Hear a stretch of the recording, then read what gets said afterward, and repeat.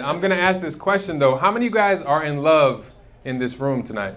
Oh wow. A lot of people are in love. Wow. Okay. I want to share a little bit of a story because tonight is about poetry and prose, right?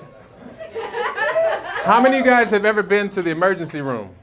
Oh wow. I've never heard people. That was an interesting.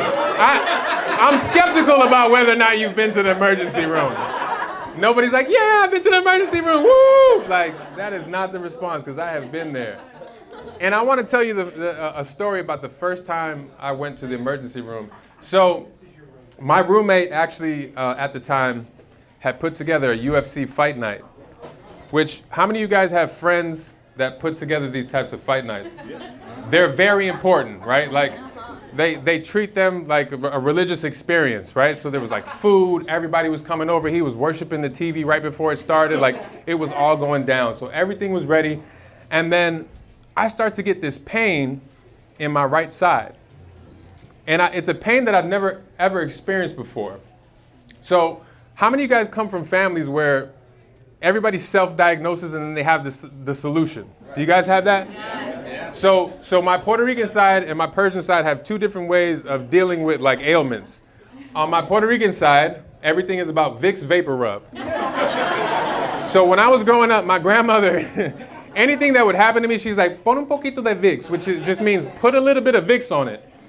And sometimes it worked. Like, you know, when you have a chest situation going on, like Vicks is great. So she would put Vicks on it, and that was very comforting. But she would also do it, like if my nose was runny, she would put, or like it was stuffed, she would put Vicks in my nose. Do you guys know what Vicks feels like? Can you imagine laying down with your whole face burning? Like that's what, and I was supposed to go to sleep, so she would do that like right before I go to sleep, my whole face is on fire. So that was my grandmother, right? Like everything was, pon un poquito de Vicks, like put a little bit of Vicks on it, right? And then my dad, so he's from Iran. His solution to everything is apple cider vinegar. Like literally, I'm talking about, and somebody's like, it does work, so you better do not talk smack on apple cider vinegar because it is the cure-all. And that's the way that my dad deals with it, right? Like you have a stomach situation, he's like, and this is the way my dad talks, he's like, drink a little bit of apple cider vinegar, it's gonna be okay, don't worry about it. Like that's his thing too, don't worry about it.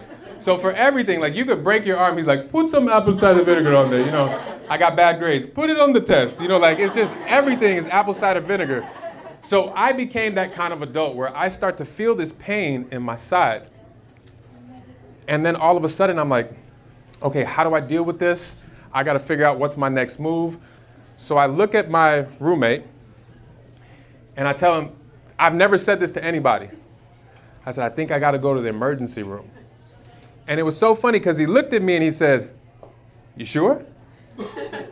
And you know what that means, right? Because like he did that little pause because that basically means, well, I'm not going to take you, right? Like, and right, it was that moment like, you sure?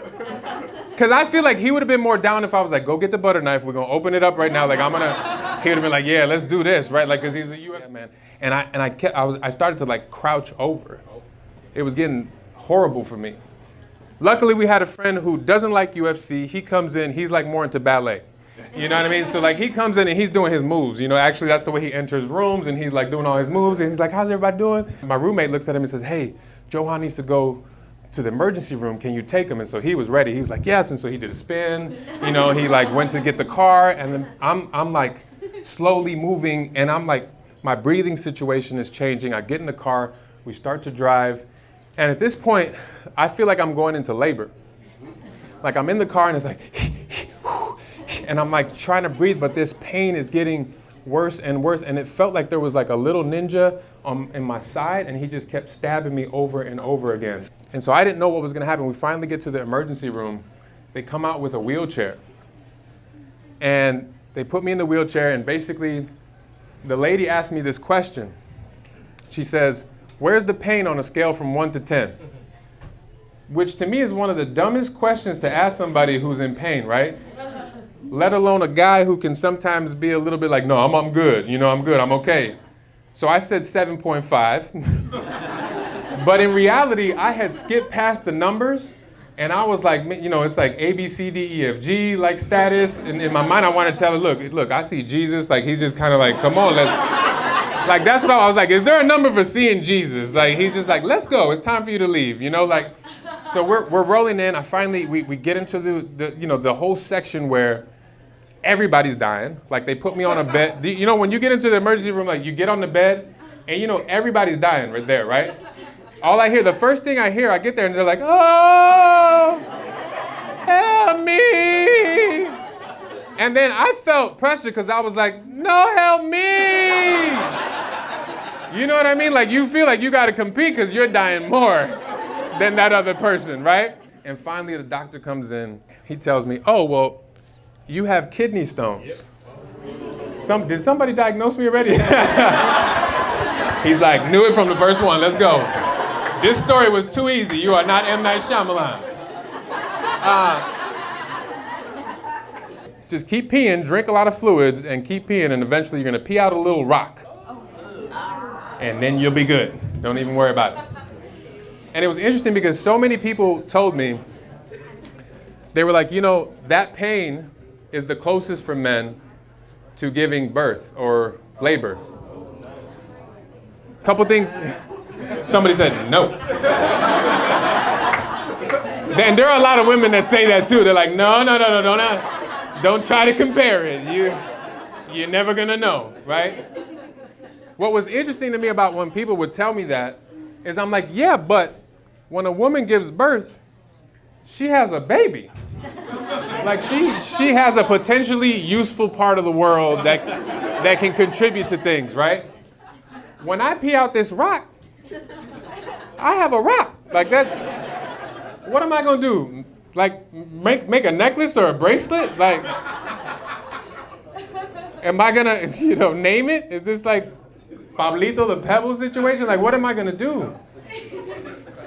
And it got me to thinking even deeper because I feel like the tie that binds, even though we can debate about the pain, the tie that binds, me with women who have given birth is we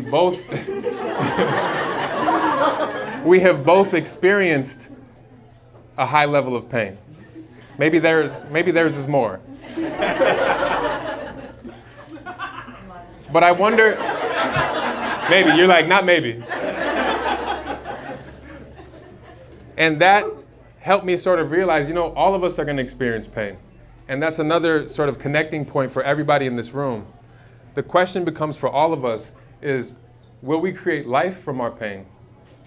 Or will we create pebbles? And, okay, all right. All right, I'm done. I'm just going to go.